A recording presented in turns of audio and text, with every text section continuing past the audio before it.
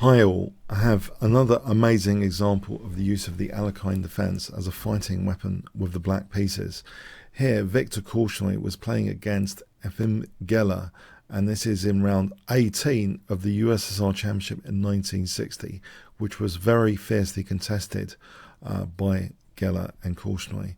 In fact, in this game, Geller only needed to draw and I believe would qualify for meeting Botvinnik and other stuff. So Korchnoi with the black pieces, what could he do against the joint tournament leader?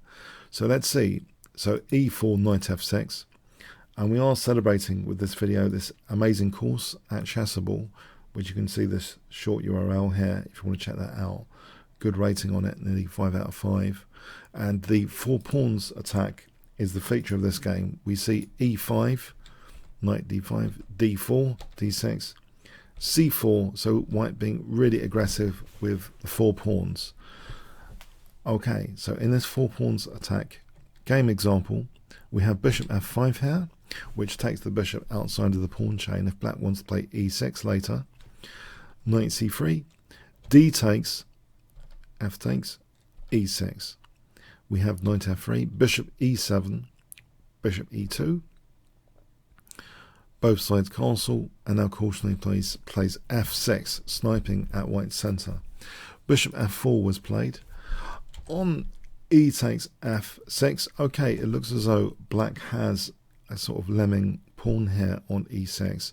But, for example, h3, knight c6, as an example, the queen could slide to e8 and then to g6, because the bishop is safeguarding against knight h4s. So this position looks reasonably nice for black, about equal. So anyway, bishop f4 was played.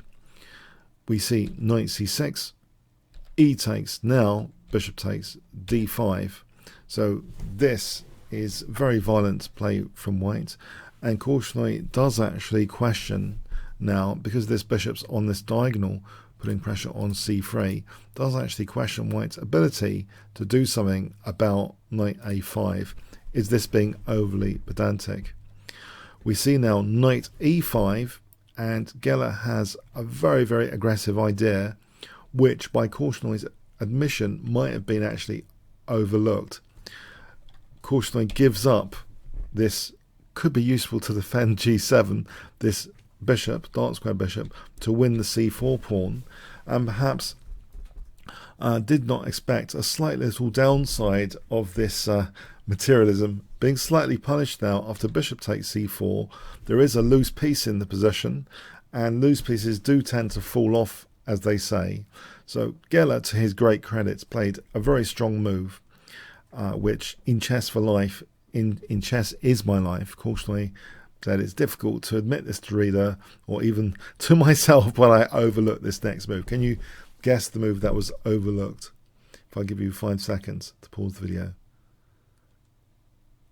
Okay, strong move by white, bishop takes g7. Both sides are still in the game at this point though, with good accurate play. Knight e3 is played. On king takes g7, queen d4 check. This position is going to be actually about equal. It's not a massive advantage for either side in this variation.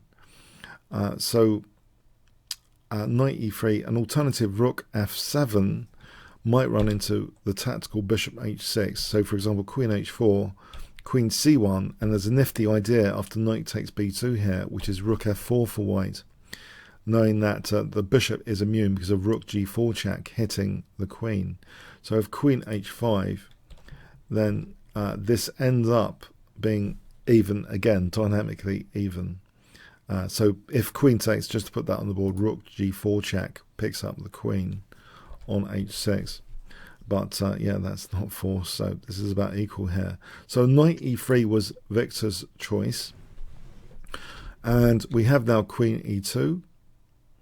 On queen d4, you might think this is interesting, queen d4. But is it refutable with queen g5, which looks at g2? It's an interesting skirmish. Rook f2, knight c2, rook takes c2, queen takes g7 is an even position as well. Very tactical stuff. Here, if knight takes f1, white could end up with a small edge in this variation.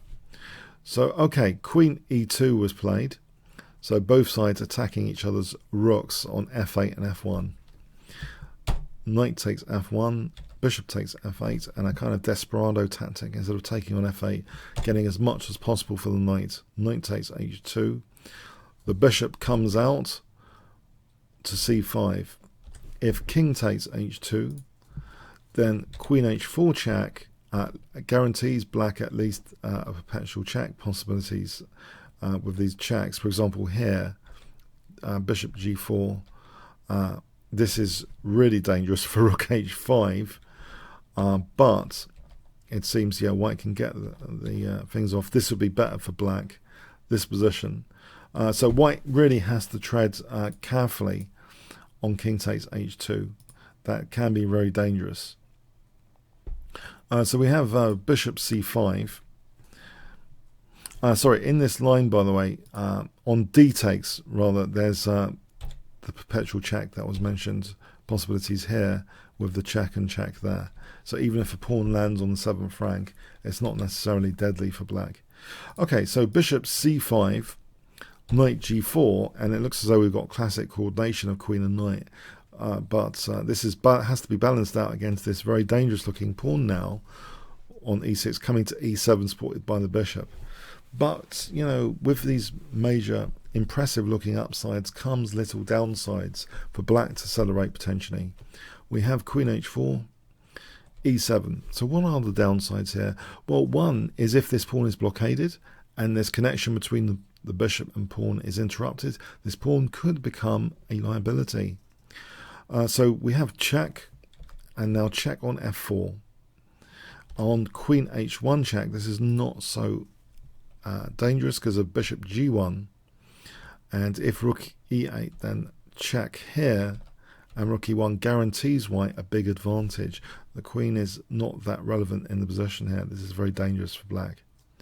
So queen f4 check, king g1. If bishop f2, then black has a crushing move in this position. Can you guess? If I give you 5 seconds. Black just plays bishop d3 here, so either winning the queen or checkmating.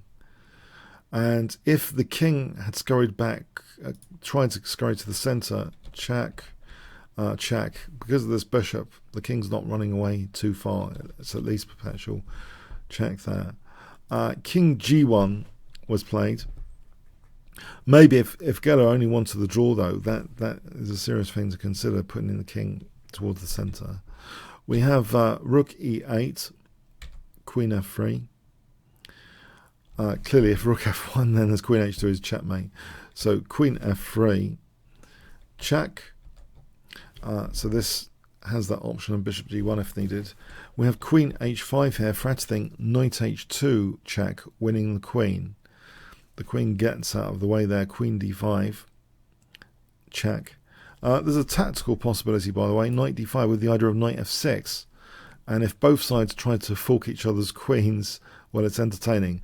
But b6 first, now knight h2 check, taking that queen and then losing the queen here. It's very entertaining. But black, ultimately, by creating this disconnection of the bishop and that advanced pawn, ultimately it's black that gets the big advantage here. And this pawn is also supporting that knight on d4 here. So we have queen d5 check, king g7, queen d4 check. This was white's last technical chance, it seems, to try and stay in the game from a technical point of view with rook e1. This seems to be the way to play it. So, for example, bishop d3 check is a nice tactical shot to get c5 bishop like this. If king g1, then queen h2 is mate, of course. Yeah. So we have queen d4 check played there instead. And Victor, the provocateur, Victor, who is a very provocative player, played king g6, saying to white, have your advanced pawn, my king's coming out to g6. How can you actually exploit my king?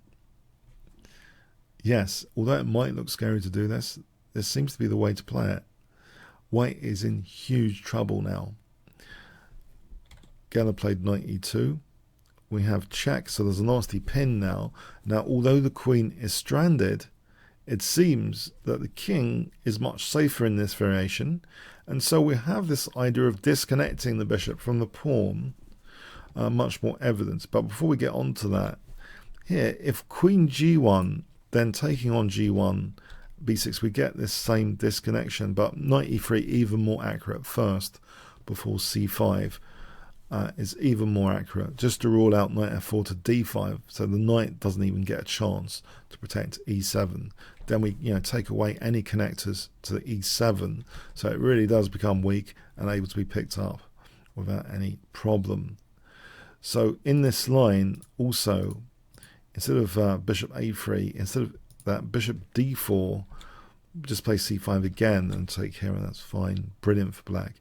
So in the main line, knight g1 was played, so self-pin. It's not to be recommended in general. Queen's a little bit stranded on h1, you might think. b6. And we have now queen d8, so hitting that rook, trying to unblockade here. If the bishop just went back to a3, there's a really vicious idea here. Black has queen h4. That is a loose piece here, a loose queen, and black is threatening things like knight h2 check to pick up the queen, and knight f3 doesn't hold that.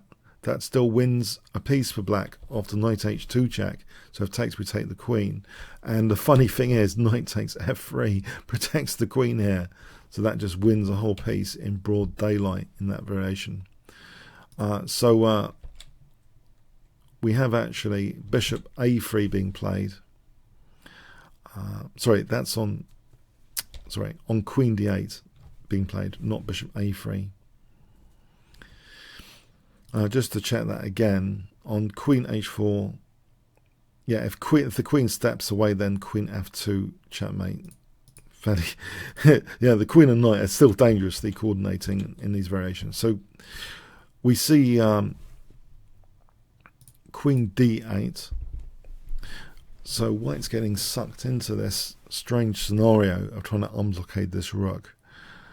We have now knight f6, very powerful retreating move, and black in this position looks forward to disconnecting the bishop, but there's also a beautiful little upside now of this light square bishop, much better than the pinned knight. It actually gets a side effect benefit of disconnecting the bishop, which is very, very tactically decisive. We're about to see. After bishop a3, bishop e4 pointing at g2. That's defended. And you might think, well, what's the straw that can break the camel's back here? The straw is this, c5, not just picking up e7, but that could also be in its own right devastating if rook e5 to f5. But even worse, white tries to at least try and win c5, but now c4, and the point is that even if white's allowed to re-establish the connection to the pawn, the thing is with c4, it provides a nice hook dynamically for bishop d3 check to be absolutely crushing here in this position. After b5, bishop d3 check, that's it.